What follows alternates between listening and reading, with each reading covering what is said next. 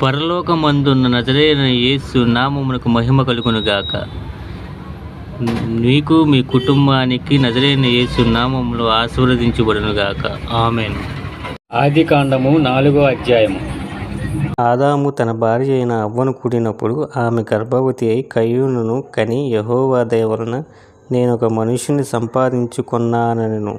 తరువాత ఆమె అతని తమ్ముడగు హేబేలును కనెను. హేబేలు గొర్రెల కాపరి, కయీను భూమిని సేద్యపరచువాడు. కొంతకాలమైన తరువాత కయీను పొలము పంటలో కొంత యెహోవాకి అర్పణగా తెచ్చెను. హేబేలు కూడా తన మందలో తొలుచూలు పుట్టిన వాటిలో కొవ్విన వాటిని కొన్ని తెచ్చెను. యెహోవా హేబేలును అతని అర్పణను లక్ష్యపెట్టెను. కయీనును అతని అర్పణను ఆయన లక్ష్యపెట్టలేదు. కాబట్టి కయీనును మిక్కిలి కోపం వచ్చి అతడు తన ముఖము చిన్నబుచ్చుకొనగా యెహోవా కయీనుతో, నీకు కోపమేలా? ముఖము చిన్నబుచ్చుకొని ఉన్నావేమి? నీవు సత్క్రియ చేసిన ఎడల తలనెత్తుకొనవా? సత్క్రియ చేయని ఎడల వాకిట పాపము పొంచి ఉండును. నీ ఎడల దానిని వాంఛ కలుగును, నీవు దానిని ఏలుదువు అనెను. కయీను తన తమ్ముడైన హేబేలుతో మాట్లాడాను. వారు పొలంలో ఉన్నప్పుడు కయీను తన తమ్ముడైన హేబేలు మీద పడి అతనిని చంపెను. యెహోవా, నీ తమ్ముడైన హేబేలు ఎక్కడున్నాడని కయీనును అడుగగా అతడు, నేనెరుగను, నా తమ్మునికి నేను కాపలి వాడనా అనెను. అప్పుడు ఆయన, నీవు చేసిన పని ఏమిటి? నీ తమ్ముని రక్తము యొక్క స్వరము నేలలో నుండి నాకు మొరపెట్టుచున్నది. కావున నీ తమ్ముని రక్తమును నీ చేతిలో నుండి పుచ్చుకొనుటకు నోరు తెరచిన ఈ నేల మీద ఉండకుండా నీవు శపింపబడిన వాడవు. నీవు నేలను సేద్యపరచునప్పుడు అది తన సారమును ఇక మీదట నీకివ్వదు. నీవు భూమి మీద దిగులు పడుచు దేశదిమ్మరివై విందువనెను. అందుకు కయీను, నా దోషశిక్ష నేను భరింపలేనంత గొప్పది. నేడు ఈ ప్రదేశము నుండి నన్ను వెళ్ళగొట్టితివి. నీ సన్నిధికి రాకుండా వెలివేయబడి దిగులు పడుచు భూమి మీద దేశదిమ్మరనై ఉందును. కావున నన్ను కనుగొను వాడెవడో వాడు నన్ను చంపునని యెహోవాతో అనెను. అందుకు యెహోవా అతనితో, కాబట్టి ఎవడైనను కయీనును చంపిన ఎడల వానికి ప్రతిదండన 7 కలుగునెను. మరియు ఎవడైనను కయీనును కనుగొని అతనిని చంపగా ఉండునట్లు యెహోవా అతనికి ఒక గుర్తు వేసెను.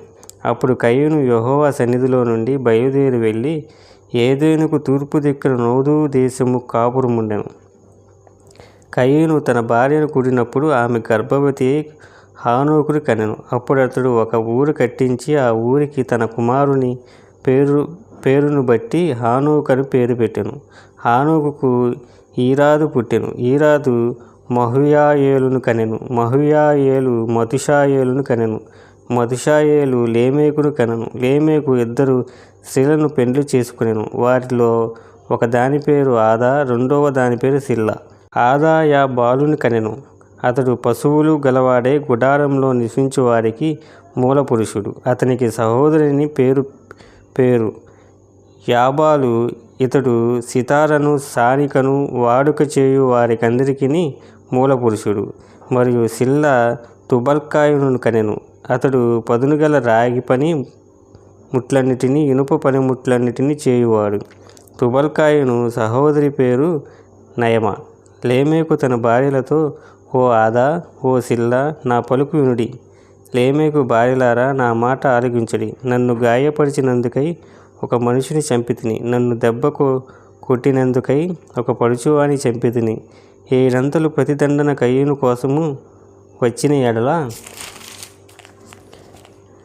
లేమేకు కోసము 77 వచ్చినను. ఆదాము మరలా తన భార్యను కూడినప్పుడు ఆమె కుమారుని కని కయీను చంపిన హేబేలునకు ప్రతిగా దేవుడు నాకు మరి ఒక సంతానమును నియమించెననుకొని అతనికి షేతు అని పేరు పెట్టెను. మరియు షేతునకు కూడా కుమారుడు పుట్టెను. అతనికి ఏనోషు అని పేరు పెట్టెను. అప్పుడు యెహోవా నామమున ప్రార్థన చేయుట ఆరంభమైనది. తప్పులు చదివి ఉంటే నజరేయుడైన యేసు నామమున క్షమించమని వేడుకుంటున్నాను తండ్రి. ఆమేన్.